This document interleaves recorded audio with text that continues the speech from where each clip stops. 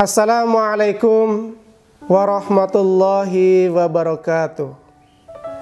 Innal hamdalillah wassalatu wassalamu ala Rasulillah la haula wala quwata illa billah. Ashhadu an la ilaha illallah wahdahu la syarikalah wa ashhadu anna Muhammadan abduhu wa rasuluh. Allahumma sholli ala Muhammad wa ala alihi wa ashabihi ajma'in. Amma ba'du.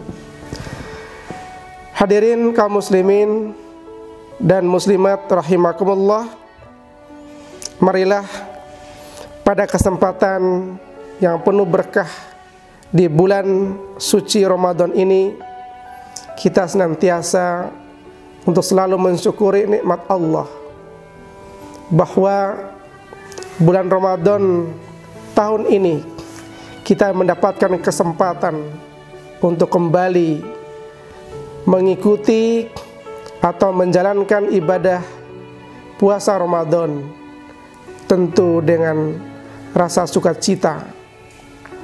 Walaupun bulan Ramadan tahun ini jauh berbeda dengan tahun-tahun sebelumnya, bahwa di bulan Ramadan ini kita sedang diuji oleh Allah Subhanahu wa Ta'ala, yaitu berupa virus corona, yang mana virus corona ini membuat umat Islam untuk tidak bisa melaksanakan ibadah sholat berjamaah di masjid, lantaran virus ini bisa menular dari manusia ke manusia.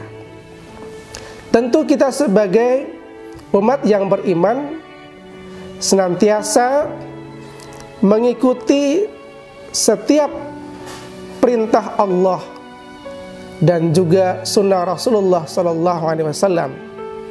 Tetapi yang membedakannya adalah bahwa pemerintah melalui fatwa Majelis Ulama Indonesia supaya tidak melaksanakan sholat berjamaah di masjid, tetapi dilaksanakan di rumah.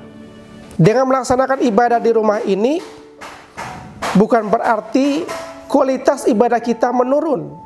Justru di tengah-tengah situasi virus corona pada saat ini, kita memperbanyak istighfar, memohon ampunan kepada Allah Subhanahu wa Ta'ala, diikuti dengan ibadah di rumah. Misalnya tadarus Al-Quran bersama istri, bersama anak-anak, kemudian melaksanakan sholat tarawih bersama keluarga, kemudian melaksanakan sholat duha bersama keluarga. Ini adalah menunjukkan bahwa kita masih tetap taat kepada perintah Allah. Pada kesempatan ini saya ingin menyampaikan tentang kehidupan kita ini selalu silih berganti, sebagaimana silih bergantinya siang dan malam, bahwa kita selalu merasakan atau mengalami yang namanya masa susah dan masa senang. Masa senang adalah satu anugerah Allah untuk kita mensyukuri nikmat Allah, dan masa susah adalah satu ujian dari Allah Subhanahu wa Ta'ala untuk kita supaya selalu mensyukuri nikmatnya. Bagaimana kita bisa menjadi hamba Allah yang taat kepada Allah Subhanahu wa Ta'ala kapanpun, dimanapun kita berada, dalam situasi apapun, kondisi apapun yang kita hadapi, apalagi dalam suasana virus corona yang kita hadapi saat ini. Saya ingin menyampaikan kepada kita semua bahwa marilah kita introspeksi diri kita di dalam perjalanan kehidupan kita sehari-hari. Bahwa Imam Al-Ghazali mengibaratkan bahwa perjalanan hidup kita ini adalah ibarat seorang pedagang. Pedagang dia setiap hari menghitung untung dan rugi. Apakah hari ini dia mendapatkan keuntungan atau mendapatkan kerugian?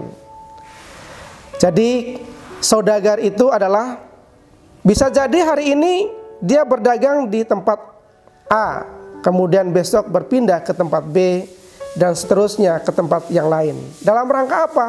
Dalam rangka untuk mencari keuntungan. Dalam meraih kehidupan akhirat, tentu kita ingin supaya kita menjadi orang yang beruntung.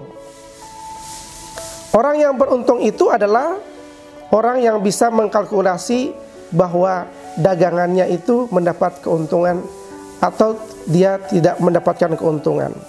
Di dalam surat Fatir ayat 29 Allah Subhanahu wa taala berfirman, "Innal ladzina yasluna kitaballahi wa aqamus shalah wa anfaqu mimma razaqnahum sirran wa alaniyatan yarjuna tijaratan lang tabur." Sesungguhnya orang-orang yang selalu membaca kitab Allah dan mendirikan salat dan menafkahkan sebagian dari rezeki yang kami anugerahkan kepada mereka dengan diam-diam dan terang-terangan, mereka itu mengharapkan perniagaan yang tidak akan merugi. Ini seiring dengan apa yang disampaikan oleh Imam Al-Ghazali, bahwa hidup kita itu ibarat seorang pedagang. Di akhir ayat ini Allah Subhanahu wa taala mengibaratkan kita ini adalah sebagai pedagang. Pedagang yang tidak akan merugi. Siapakah itu yang tidak akan rugi? Yang pertama adalah orang yang senantiasa membaca kitab Allah. Kemudian yang kedua adalah orang yang mendirikan sholat.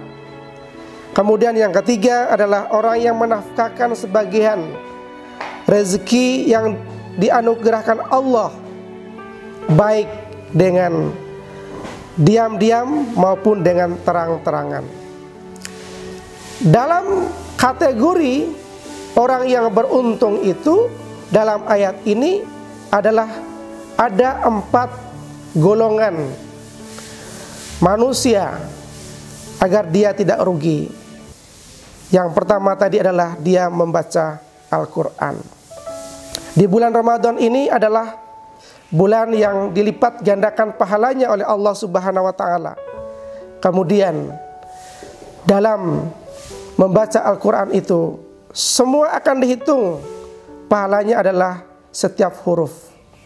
Kemudian ibadah sholat ini adalah yang diberikan pahala yang berlipat ganda, bahwa kalau di bulan lain kita pahalanya hanya 1, tetapi kalau di bulan Ramadan pahalanya menjadi 70. Yang selanjutnya adalah agar kita menafkahkan, infak sebagian rezeki kita, baik dengan diam-diam maupun dengan terang-terangan. Dalam ayat ini menyebutkan dengan diam-diam, maksudnya adalah kalau kita memberikan infak itu bisa memberikan dengan secara pribadi kepada siapapun tanpa orang lain mengetahui. Tetapi bisa juga diberikan dengan terang-terangan. Dalam rangka apa? Untuk mengajak orang lain supaya mereka juga ikut bersama kita di dalam memberikan infak di antara kita. Bahwa Rasulullah SAW mengajarkan kepada kita bahwa iri itu boleh. Iri kepada orang yang berbuat kebaikan. Jadi kalau ada di sekitar kita yang setiap hari memberi takjil, maka kalau ada orang yang iri, tentu itu adalah baik. Iri dalam arti saya ingin memberi takjil seperti dia. Inilah menjadi kunci hidup kita dalam mencapai kesuksesan dunia dan akhirat, agar kita mendapatkan keuntungan dunia dan akhirat. Tentu kita tidak ingin menjadi orang yang rugi. Sebagai akhir dari kajian ini saya ingin menyampaikan bahwa kalau kita ingin melakukan suatu kebaikan, itu akan mendapatkan balasan dari Allah Subhanahu wa taala yang tiada hentinya. Dan barang siapa yang tidak melakukan kebaikan, maka dia termasuk orang yang rugi. Terima kasih. Assalamualaikum warahmatullahi wabarakatuh.